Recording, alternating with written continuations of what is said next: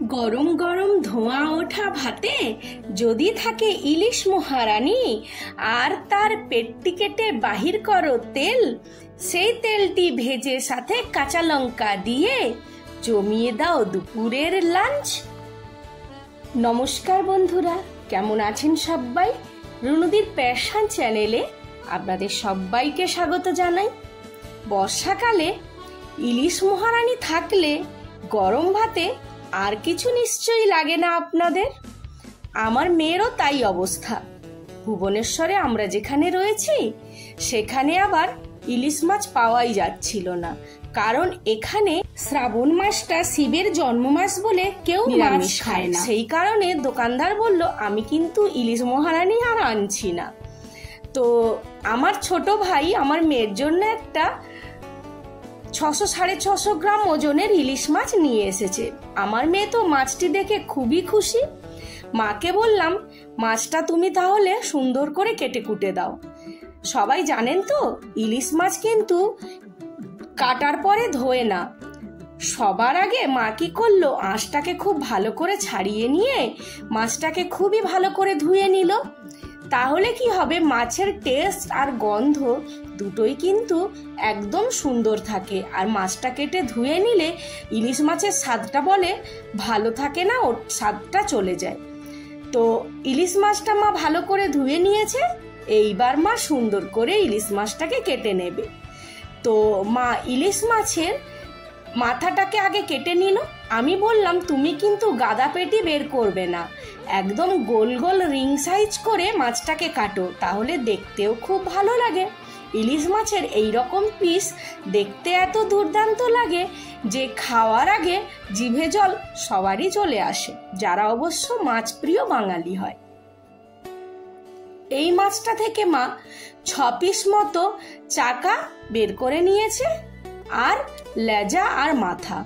আর দেখুন তেলটাকেও মা সুন্দর করে বের করে নিয়েছে। তেলের যে পিত্তটা ছিল সেটা বের করে দিয়েছে, কারণ পিত্তটা যদি না বের করেন তাহলে কিন্তু তেলটা আবার তেতো লাগবে। আর গরম গরম ভাতে যখন এই তেলটি ভেজে খাবেন দেখবেন কি অপূর্ব দুর্দান্ত লাগে। আমি যদিও মাছ খাই না, কিন্তু আমার মেয়ে খুবই ভালো খেয়েছিল, আর মাছটা ছিল অপূর্ব টেস্ট। তো আজকে আমি মেয়ের জন্য এই ইলিশ মাছের একটা টুকরো নিয়ে ভেজে দেব, সাথে গরম গরম তেলটাও ভেজে দেব। তো সবার আগে আমার বরকে বললাম, তুমি মাছটায় একটু নুন হলুদ ভালো করে মাখিয়ে দাও, আমি কিন্তু ক্যামেরাটা ধরছি। তো আমার বর সবার আগে মাছে স্বাদ মতো লবণ আর 1 চিমটি হলুদ দিয়ে দিল, আর তেলটার মধ্যেও ঠিক সেম একটুখানি লবণ এবং হলুদ দিয়ে দিল। আমি তো আমাদের টেস্ট অনুযায়ী লবণ আর হলুদটা ব্যবহার করলাম, আপনারাও কিন্তু আপনাদের টেস্ট অনুযায়ী অবশ্যই ব্যবহার করবেন। তারপরে মাছটাকেও খুব সুন্দর করে মাখিয়ে রেখে দিল প্রায় 5 মিনিটের মতো। 5 মিনিট মতো রেখে দিলে মাছের মধ্যে খুব সুন্দরভাবে লবণ আর হলুদটা ঢুকে যাবে। তারপরে ও খুব সুন্দর করে ধরে ধরে মাছটাতে লবণ আর হলুদ মাখিয়ে দিল। আমার মেয়ে খেয়ে বলল, মা মাছটা কিন্তু খুব দুর্দান্ত টেস্ট ছিল। এরপরে আমি গ্যাসে একটি কড়াই বসিয়ে দিলাম, কড়াইটাকে খুবই ভালোভাবে গরম করে দিলাম। আর যেহেতু আমি 1 টুকরো মাছ ভাজবো, সেই কারণে আমি অল্প মাস্টার্ড অয়েল এখানে ব্যবহার করে নিয়েছি। 1.5 টেবিল স্পুন মতো সর্ষের তেল আমি এখানে ব্যবহার করে নিলাম। ইলিশ মাছটা কিন্তু অবশ্যই সর্ষের তেলে আপনারা ভাজবেন, এখানে কিন্তু সাদা তেল ব্যবহার করবেন না।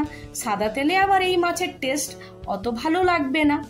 তো সর্ষের তেলটা ভালোভাবে গরম হয়ে যাওয়ার পরে এপিট ওপিট উল্টে আমি ইলিশ মাছটা ভেজে নেব।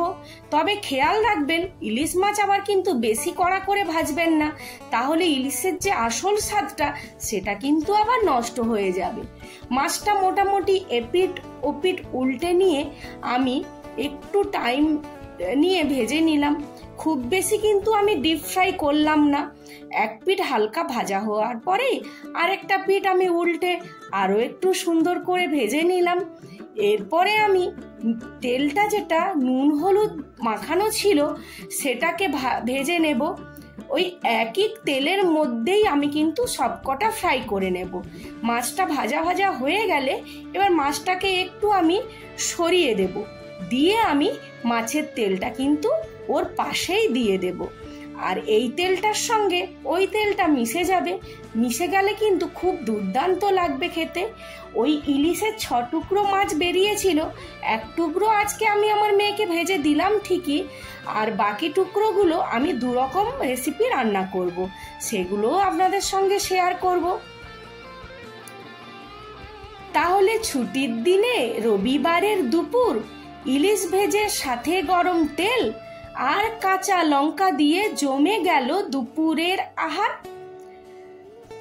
রবিবারের দুপুর আমার মেয়ের ইলিশ মাছ ভাজা, কাঁচা লঙ্কা আর সাথে গরম গরম তেল দিয়ে ভালোই জমে গেল ওর খাওয়া দাওয়া। আমি যদিও আরো অনেক পদ করেছি, ও কিন্তু কোনোটাই আর নিল না সাথে।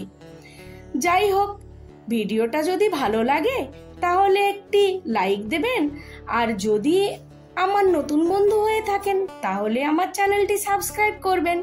সবাই ভালো থাকবেন, সুস্থ থাকবেন, সাবধানে থাকবেন। আর বর্ষার ইলিশ কিনে অবশ্যই যারা যারা মাছ খেতে ভালোবাসেন তারা অবশ্যই এইভাবে কিন্তু মাছ আর মাছের তেল ভেজে কাঁচা লঙ্কা দিয়ে মেখে খাবেন, দেখবেন কেমন দুর্দান্ত লাগবে। চলুন বন্ধু।